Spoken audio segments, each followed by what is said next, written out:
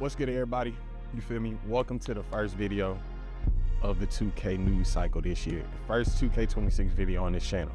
We lit, bro. Y'all know what time it is. It's that time of the year. September, right around the corner. Early releases this week. Best believe we are going to be on 2K. Best believe we're going to be on 2K as soon as it drops Friday. Your boy didn't already put in days to goddamn be at the crib. I didn't already schedule everything off. That's all I'm doing. With that being said, I am doing the giveaway. Twitch, TikTok, all that. I'm gonna have it on the screen. You gotta catch me on there. I will be doing the giveaway. I'm gonna say at 50 subs. I don't even know. I get 50 subs on this channel, between 50 subs on this channel and Twitch. I'll drop the 2K giveaway. You feel me? Everybody, here are the 10 mistakes to avoid when making your builds on 2K26 this year. Number one, for the last couple years, it's always been a meta build, people focusing on this, but bro, yeah, like I said, do not build around metas this year. It doesn't seem like you're gonna have to do that.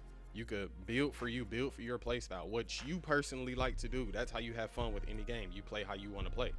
Use other people's videos as a reference, but don't go, fucking stat by stat, bro. Don't even do it, because you might make the build and not even like how it ends up playing. So again, build for you. Make a build you will have fun with. Make a build around your playstyle. That's what you need to do to have the best time on 2K this year. No matter what the game is going to play like, as long as you play the way you want to play, you're going to have a great time. So that's mistake number one. Do not build for a meta. Build for your playstyle. Everybody plays different. That person might not play like you. All right, y'all. Tip number two, kind of sticking in the same genre. If you already got a team and everybody already have their team recruited, hey, bro, it's time to make that call. Like when 2K about to drop, everybody fresh on it. So playing with, what builds you need to make. If your boy over here who been making a point guard for the past 5 years, about to make a point guard, and you hop on day one and just decide I'm gonna make a point guard. Now y'all both got 2 point guards. Both of y'all just dropped 100. You're not about to run twos with 2 point guards. So it's like, bro, if you already got a team day one, have that in mind. You already know what you about to go make. So build, kind of put the first 2 tips together. Build for your play style and build around whoever it is you're gonna be playing with. If y'all gonna be in a park, you need a park build. If y'all gonna be in a rec, you need a rec build. Me, for example, I plan on making a point guard. I'm gonna need a high pass act. I ain't gonna say overly high, because we ain't got the game in hand. We don't really know how the shit gonna handle, but I'm gonna need a decent pass act. I plan on playing point guard. But yeah, man, with that being said, build around yourself and your team, man. Number 3, man, we sticking to the builds, and we got high risk builds versus low risk builds. What I mean by that is, don't go and, which I did just say, build around your play style, of course. If you haven't played guard in how long, I'm gonna take it to that. If you haven't played guard in how long, you just hop on 26, and especially looking like the gameplay about to be 10% faster, they didn't already confirm that. So bro, if you have not played point guard and you hopping on this game trying to play point guard this year, bro, you're gonna be lost. You're not gonna be able to keep up. Especially if you couldn't D up on 25, you're not gonna be able to keep up. Like I said, that's a high risk build. You're gonna make a point guard. There's way more that goes into building a point guard than it does making a big. A big, bro, all you really need to do is have size, strength, rebounding, block. Like, that's really all you need to do. As long as you're doing your job in that box, it's not that hard. You don't have to worry about setting up plays. You don't have to worry about shooting as much. I mean, of course you're gonna need a shooting big at some point, but yeah, man, high risk versus low risk builds. Do not waste your money on builds this year. I repeat, do not waste your money on builds, bro. Please save your money. It's more important shit out here to worry about. Number 4, and I feel like a lot of people are gonna make a mistake right here this year, and this is the build specialization.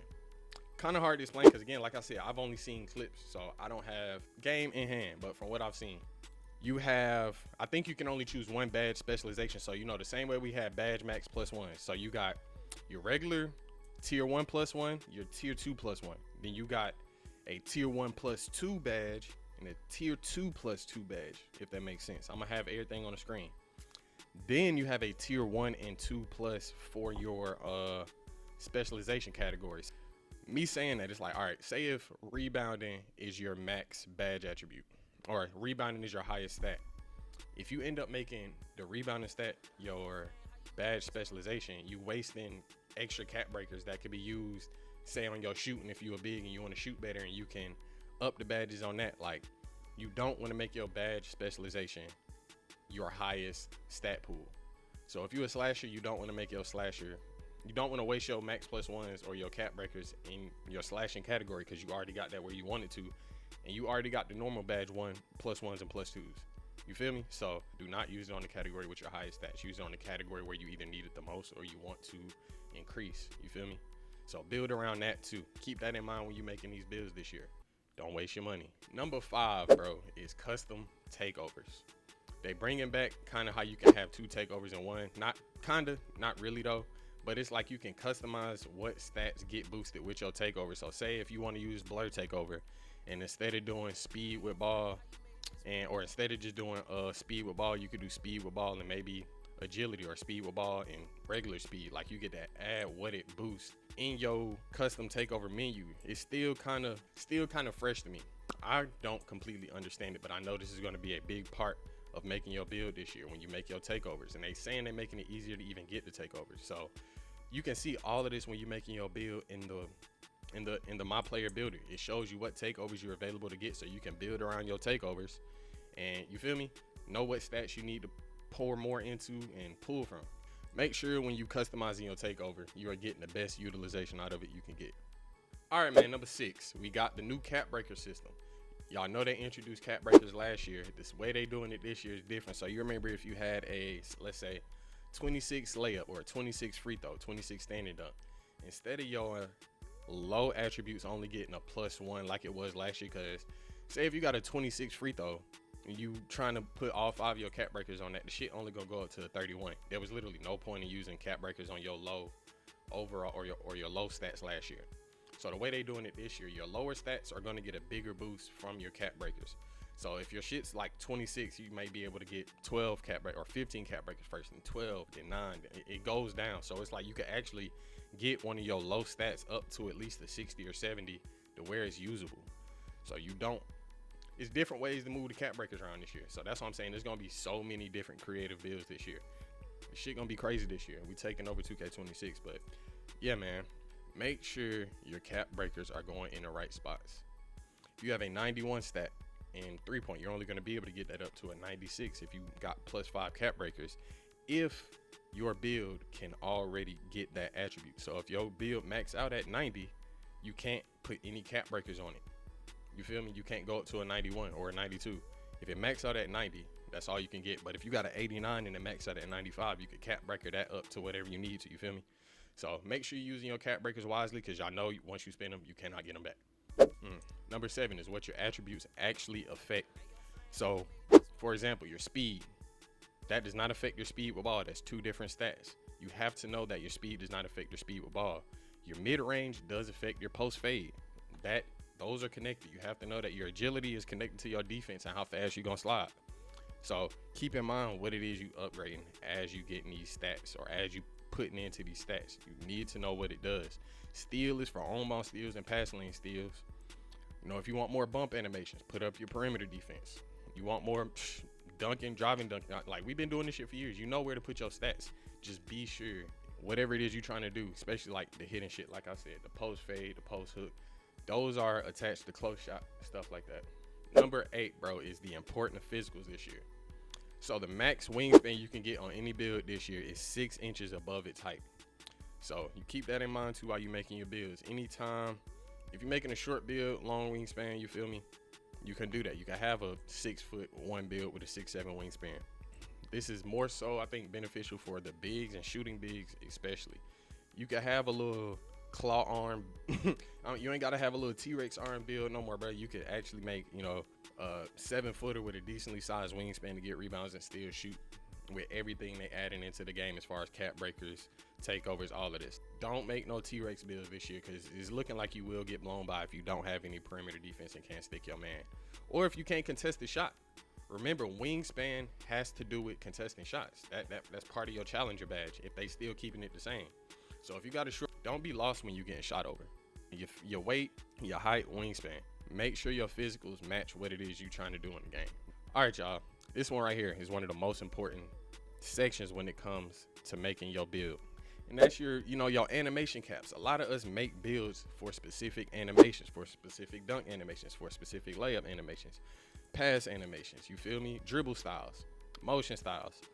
If you do not reach those animation thresholds, you cannot get it, even by 1 point, bro. If they keeping it the same as they did last year, where it's like 75, you get bronze and silver badges, 87, you get gold, 93, you get Hall of Fame and up or whatever.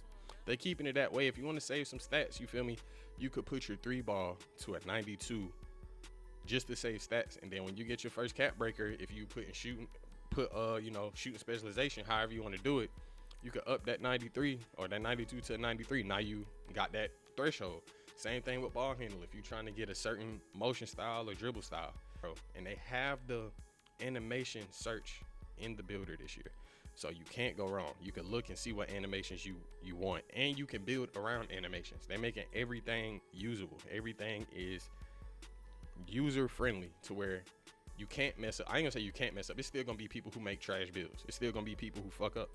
And last but not least, the most important thing they are bringing back to 2K this year, bro, is pure green windows, bro. They bringing back pure green windows. So you don't have to spec so high into the 3-point shot if you know how to correctly time a shot, or spec too high in certain shooting abilities. If you know how to time it, like, bro, this is major. We don't have RNG, and people got Zens, this. But the best way to combat a Zen is if he can green every shot off cheating, I should be able to green every shot off skill. He shouldn't have an advantage over me. So, bro, make sure you are equipping the right animations when you do get your jump shot. Make sure you got the right upper release, lower release base. And the best way to look for that is NBA 2K Labs. As always, I ain't telling you go drop the bread right now, but when the game drop, if you're trying to actually be comp this year, you're gonna need NBA 2K Labs. We all know this. Best place to get the scoop on everything. They gonna give you the real spiel. You gonna damn near you gonna be a coder of the game yourself. You gonna be a developer. I appreciate everybody stopping by for this video. This is my first official 2K26 video on this channel. We will be grinding all year. We pushing out the content. I've been part of the 2K community. I've been playing since 2K14, bro. I have knowledge with this shit. I'm skillful with this shit. I've been nice on 2K. I just had to get my PC, bro. It's time to show y'all. It's time to show the world. If the 2K community can really come back this year, bro. Ronnie, Mike Wayne, please don't sell us. Just do right by the community and the people who invest into the game y'all spend so much time to make. Do right by us, bro. And in return, we will be loyal customers and loyal fans, and we won't complain. It's that simple. You make a good game, we won't complain, bro. But it's love. Till next time, I will see y'all.